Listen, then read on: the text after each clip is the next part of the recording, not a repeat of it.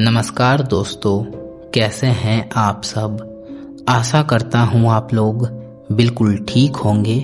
तो आइए यह खौफनाक कहानी को शुरू करते हैं। मेरा नाम राहुल है और यह बात साल 2022 की है। मैं उत्तर प्रदेश के एक छोटे से कस्बे में रहता था। तब मुझे उतना दिमाग नहीं था।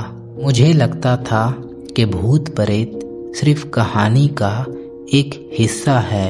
लेकिन उस एक रविवार ने मेरे पूरे दुनिया और मेरे सोच को हमेशा हमेशा के लिए झकझोर के रख दिया।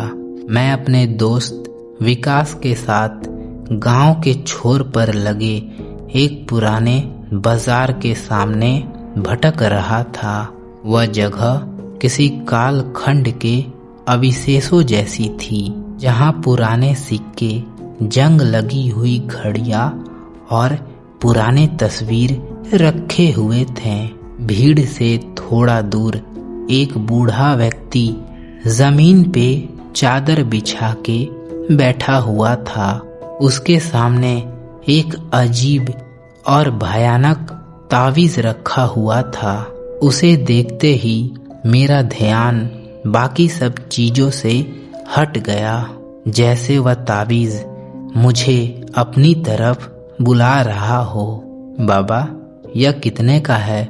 मैंने उत्सुकता में पूछा। फिर बूढ़े ने अपना सिर उठाया। उसकी आंखें गहरी थी, जिनमें एक अजीब सी हताशा थी। उसने मेरी आंखों में सीधे झांकते हुए कहा, बेटा, इसे मत खरीदना। यह बात सुन के मैं खिलखिला के हंस पड़ा। बेचना नहीं है तो यहाँ पे यह सजा के क्यों रखा है? फिर बूढ़े ने धीमी और कांपती हुई आवाज में कहा, मैं इसे बेच नहीं रहा। मैं तो बस इससे पीछा छुड़ाने का कोशिश कर रहा हूँ। मुझे लगा कि यह कोई चाल है। तभी मैंने अपने जेब से 500 के नोट निकाले और उसकी जिद को नजरअंदाज करते हुए वह ताबीज को उठा लिया। जैसे ही मैं मुड़ा तो बूढ़े ने पीछे से एक भारी आवाज में चेतावनी दी, याद रखना, अगर रात में कोई तुम्हारा नाम लेके पुकारे तो मुड़ के जवाब मत देना। हवा ठंडी हो गई थी, लेकिन मैं अपनी मूर्खता में हंसते हुए घर आ गया। तावीज को मैंने अपने कमरे के मेज पे रख दिया। रात के ठीक 2 बजे मेरी नींद खुली। कमरा सन्नाटे में डूबा हुआ था, लेकिन तभी हवा में एक फुसफुसाहट गूंजी, राहुल। यह सुन के मेरे रोंगटे खड़े हो गए। कमरा बंद था, खिड़की पे कुंडी लगी हुई थी, तो मैंने खुद को अपने आप को दिलासा दिया कि यह सिर्फ एक वहम है। तभी फिर वही आवाज दोबारा आई, लेकिन इस बार मेरे ठीक कान के पास, राहुल। फिर अगली सुबह मेरी माँ ने मुझसे नाश्ते के वक्त पूछा, इतनी रात को तुम क्या कर रहे थे राहुल, और इतने तेज आवाज में किससे बात कर रहे थे? हम कमरे से तुम्हारी आवाजें सुन रहे थे। यह सुन के मेरे हाथ से चम्मच गिर गया। उसी दिन से मेरे साथ अजीबोगरीब घटना होना शुरू हो गया। आईने कभी कभी अपनी स्पष्टता खो देते, जैसे उनके पीछे कोई खड़ा हो। वह तावीज जिसने मैं मेज पे रखा था, कभी बिस्तर के नीचे तो कभी अलमारी में मिलता।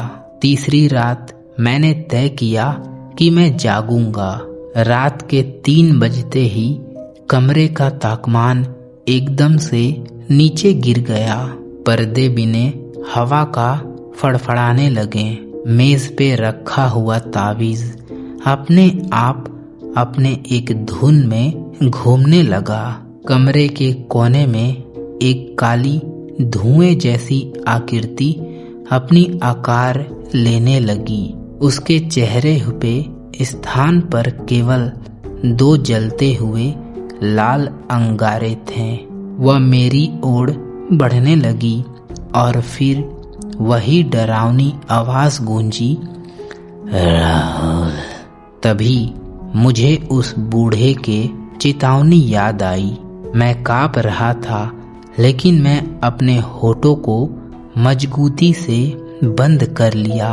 मैंने कोई जवाब नहीं दिया। तभी 10 सेकंड के बाद वह परछाई हवा में अपने आप गायब हो गई। फिर अगली सुबह मैं पागलों की तरह कवाड़ी बाजार में पहुंचा, लेकिन वहां पे कोई भी नहीं था। मैंने बहुत पूछताछ किया, फिर भी कोई जवाब नहीं मिला। तभी एक बुजुर्ग व्यक्ति ने मुझे बताया कि जिसको मैं ढूंढ रहा हूँ उसकी मौत 2 साल पहले ही हो चुकी है, और उन्होंने कहा कि जो ताबीज तुम्हारे पास है वह एक अभिशाप है। जो उसे पुकार का जवाब दे देता है वह पहले जैसा नहीं रहता। फिर मैं पागलों की तरह भागा और एक पंडित के पास पहुंचा। उन्होंने लोहे के चिमटी से वह ताबीज को उठाया और अग्नि में डाल दिया। लेकिन हैरानी यह थी कि वह ताबीज आग में भी नहीं जला। फिर हम लोग वह ताबीज को नदी में बहवा आए, लेकिन अगली सुबह वह फिर मेरे मेज पर था। मैं वह घर छोड़ के दूसरे शहर में चला गया। कुछ महीने तो शांति रही, लेकिन एक रात फिर से वही सन्नाटा और वही चीखती हुई आवाज आई, राहुल। फिर मैंने कांपती हुई अपनी नजरें मेज पे डाली। वहां पे वही काला ताबीज रखा हुआ था और उसके बगल में जैसे किसी ने नाखूनों से एक शब्द लिखा हुआ था, वापस। आज यह घटना को 4 साल बीत चुके हैं और मैं अभी भी जिंदा हूँ। शायद आज तक मैं वह पुकार का जवाब नहीं दिया इसीलिए।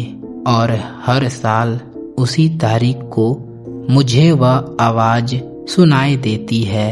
और दोस्तों, मुझे आप लोगों से बस इतना ही कहना है, अगर कहीं भी आपको कोई भी चीज मिले तो उसे भूल के अपने घर पे मत लाएं, क्योंकि कुछ चीजें सिर्फ पुरानी नहीं होती, वह शिकार के तलाश में होती है। तो यह कहानी अब यहीं पे समाप्त होती है। कहानी आप लोगों को कैसा लगा? अगर यह कहानी आप लोग अंत तक सुने हैं तो प्लीज़ एक प्यारा सा कमेंट कर दें, ताकि मैं अगला कहानी इससे भी डरावनी ला सकूं। तो आज के लिए इतना ही। मिलते हैं नेक्स्ट वीडियो में। Bye bye.